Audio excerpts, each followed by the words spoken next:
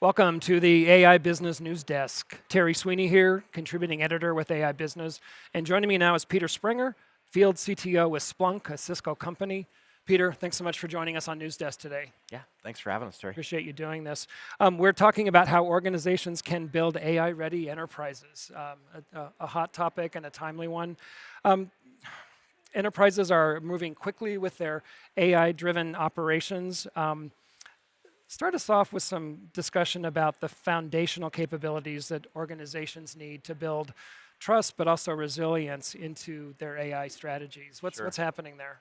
Yeah, I think it's really fun to talk about features, about what we see on the horizon. What is AI going to do for us 3 years from now, 5 years from now?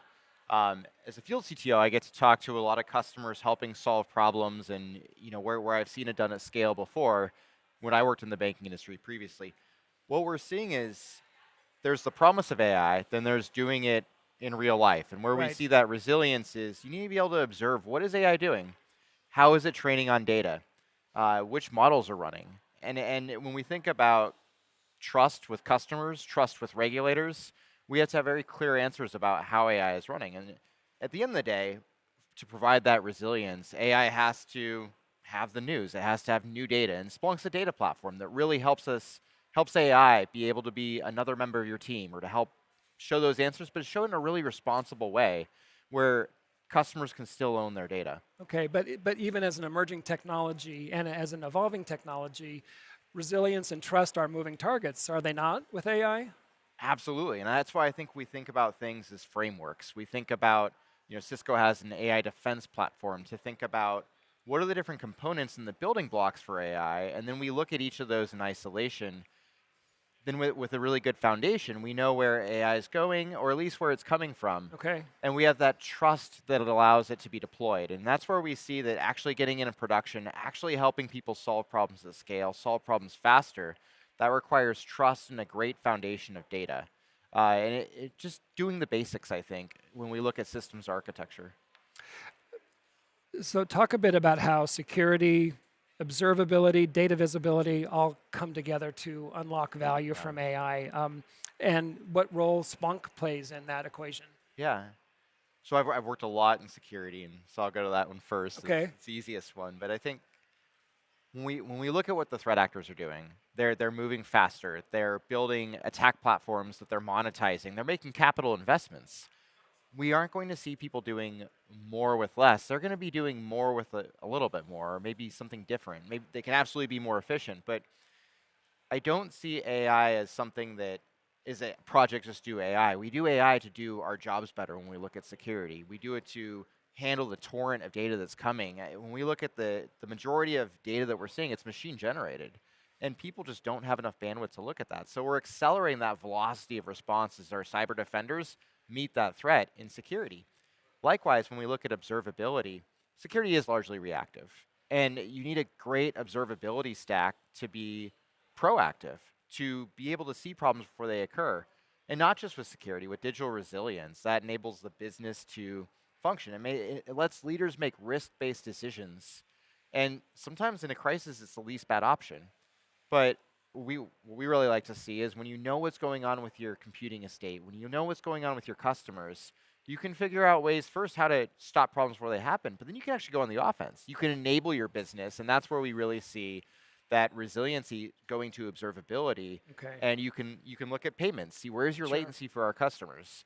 It's amazing, I think, when you look at that full stack observability coupled with security, and then you have people with a common operating picture speaking from the same sheet of music. How would you rate attackers' innovativeness with AI from a scale of, like, say, mundane to maddening? I want to say too good. So yeah, I would say it's probably a level under maddening right now. Okay. There's absolutely room where the enemy, if you will, can get better. But what we are seeing is it's helping with. There are more novel attacks, stuff we haven't seen before. Okay. It's being weaponized much faster. Sure. There are semi-autonomous or more autonomous agents that are wreaking havoc in systems. On the flip side, for the defenders, we have more tools than we've ever had before. The thing is just organizing those, making sure that we're deploying all of our resources the best way we can to maximize that defense in depth and the effect that we have. All right, some good news and bad news there. So to Yeah, be expected. it's an arms race, as Sure, it is, as and always. but the thing fueling that arms race is really for the defenders. It's data, and it's data that's moving faster and at a scale that we've never seen before. Okay. Splunk and AWS have a long-standing partnership. Talk about how combining the strengths of the two platforms gives customers security and innovation Sure. in more rapid cycles. Well, and Terry, that's a great point. Is as a part of Cisco, what we've seen is that we have access to a lot of different compute resources. We give customers options about where to store data, and Amazon is something where we use a lot of it for cloud infrastructure, but even at a more tactical level, solution by solution, what we found at Splunk is sometimes we need to move the compute to where the customer's data is. Sometimes we need to let the customer pick where is the best place to send that. So we look at strategies like federation, the ability for a customer to store something maybe in a really low cost-efficient storage in Amazon, like an S3 bucket. And maybe you have a cross-border requirement to store logs for a protracted period of time. You can put that in an Amazon S3 bucket, and that works great. And with the integration between Splunk and AWS, you can actually search that from Splunk and have those business insights ready. And so I think it's thinking about how do we get our best return on investment and expecting more from our platforms where it's not a monolithic structure. We think about a really complex geographic operating environment, and that's where AWS with their scale is just a tremendous partner for Splunk and really a force multiplier for our customers. All right. Can you share a real-world example of a customer doing something cool with this? Yeah, I think it's looking at a customer being able to store. We have a lot of cross-border data clearance, especially in the financial industry. I've worked at multiple tier one banks, thinking through how do we safeguard our reputation with regulators and with customers, and do everything what we're supposed to. And what I've seen is people that store something in an S3 bucket. You can strip out the PII, and you're not going to lose what you never had. And what we've seen is people being able to go to market faster at a much better price point with their solution, or realize that value just by leveraging AWS. We've also seen just with Splunk's cloud offering, with the heavy technical debt that comes just maintaining things. We've seen banks kind of leapfrog and be able to avoid a lot of problems. It's kind of hard to prove a negative. But when they can upgrade faster, they're getting the latest features, that increases that velocity response. And those are just really good case studies for success that we try and talk about with the industry so we can it's really all of us against the threat actors when we look at that.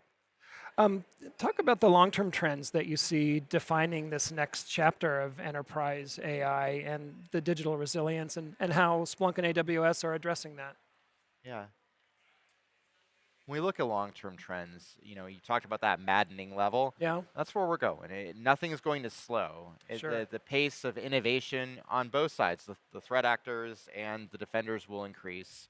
When we think about the expectations people have as they're trying to process a financial transaction, they're going to expect clearance very quickly.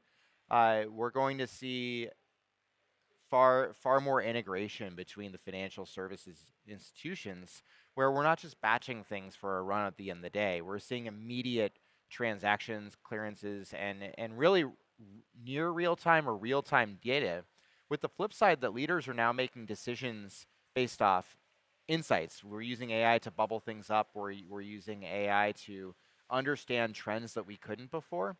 And that's where I see is just AI very tightly integrated with our teams. And we actually think about them as agents that are a part of our teams, where at the end of the day, a leader can't delegate accountability.